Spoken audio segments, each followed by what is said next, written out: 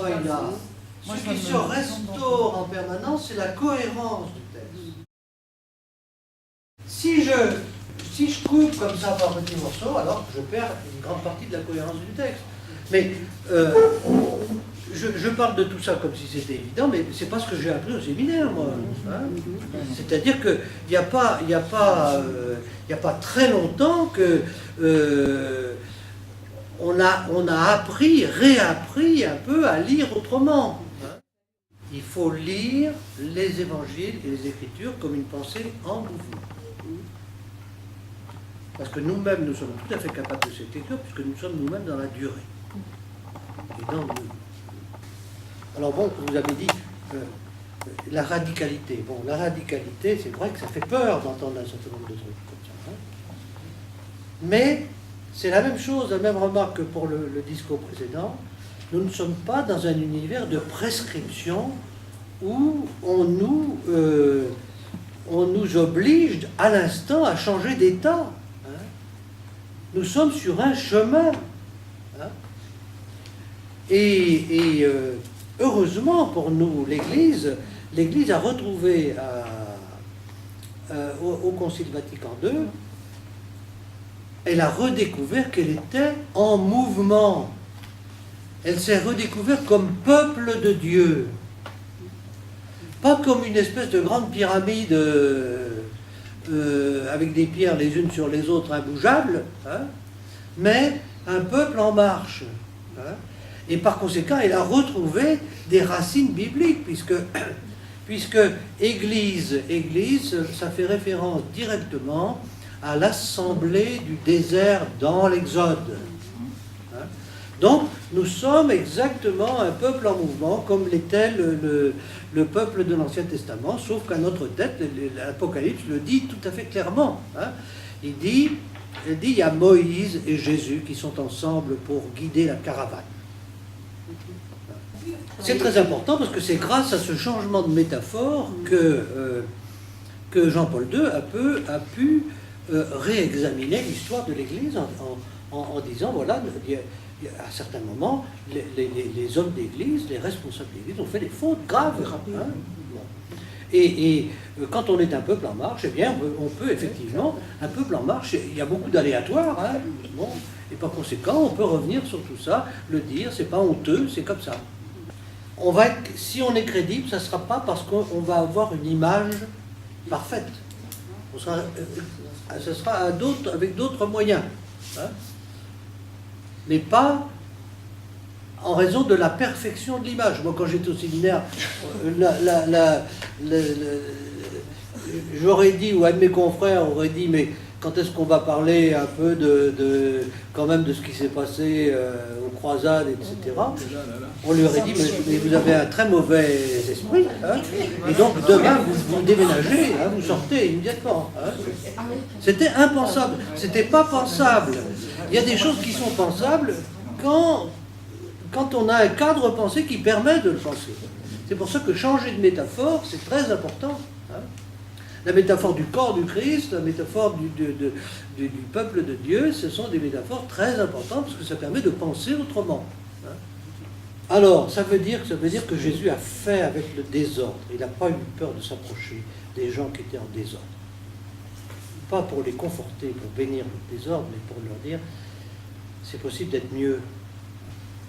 Aujourd'hui, c'est comme ça notre problème aussi. Hein. Heureusement. Hein.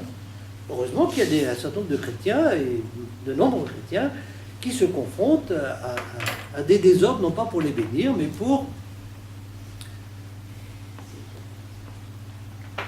transformer.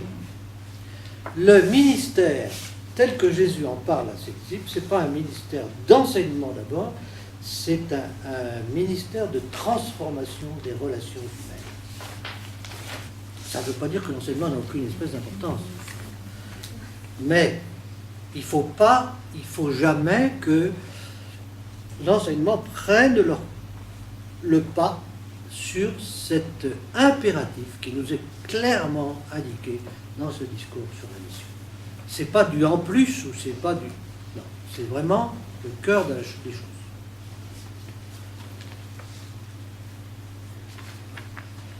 Alors, il y a une insistance sur la gratuité, vous l'avez vu, hein, vous l'avez entendu, hein, effectivement, parce qu'on est toujours menacé aussi, à son corps défendant, de créer de la dépendance dans toute cette histoire. Et donc, l'insistance pour la gratuité, c'est ça. Jésus, si vous avez remarqué, il a guéri les gens, mais il leur a pas dit « je t'ai guéri, maintenant tu vas me suivre ». Tu retournes chez toi, et même il y a des gens qui voulaient le suivre, et les Géraséniens, il leur a dit « repars chez toi, et parle de ce que Dieu a fait pour toi. Hein »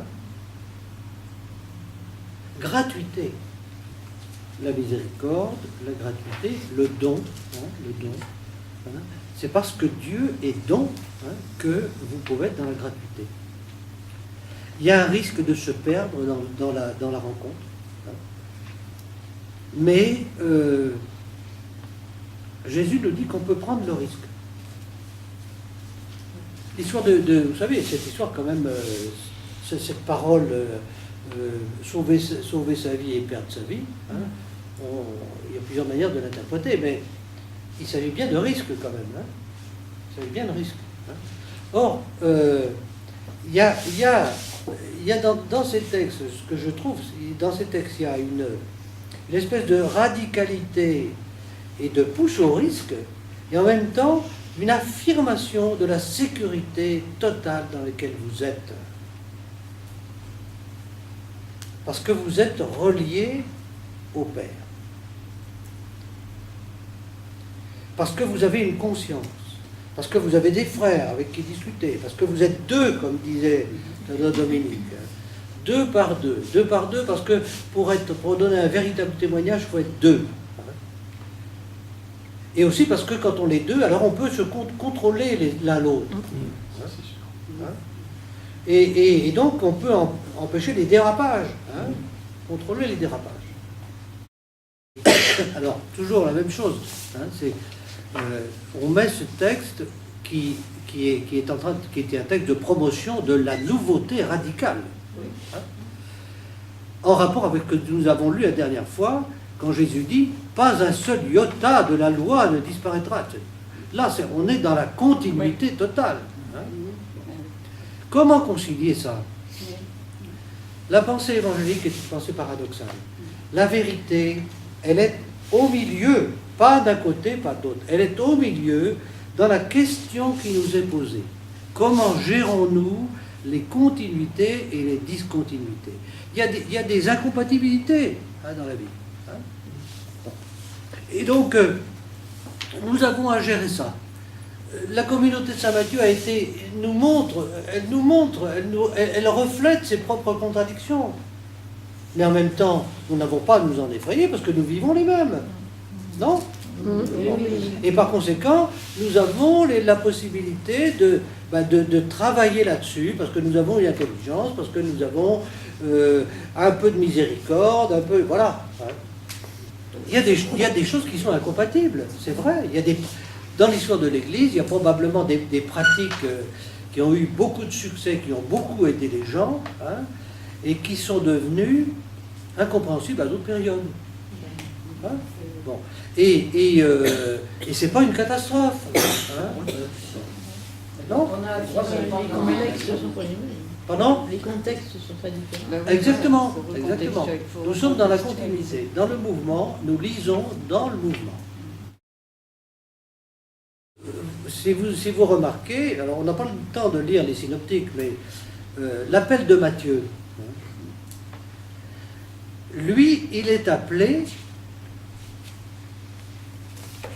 et il fait partie de ceux que Jésus nomme comme malades. Il est appelé parmi les 12 et Jésus dit: je ne suis pas venu appeler les justes, mais les pécheurs. Hein? Jésus ne bénit pas toute cette catégorie de collaborateurs et de gens qui exploitent la population. Hein? Mais il y a une espèce, parmi toutes les... Il y a une transgression majeure, puisqu'il appelle un de ses apôtres parmi ces gens. Et si vous regardez après, dans la suite du texte, Saint Luc nous dit que c'est Matthieu qui invite tous ses collègues. Pas du tout, là. On a l'impression que c'est Jésus qui reçoit chez lui les publicains, les pécheurs, à sa table. Alors là, c'est pareil, les représentations ne sont pas forcément les mêmes d'un évangile à l'autre. Dans sa maison, il parle de sa maison. Sa maison, c'est Capharnaüm. Sa ville, Capharnaüm. Sa maison.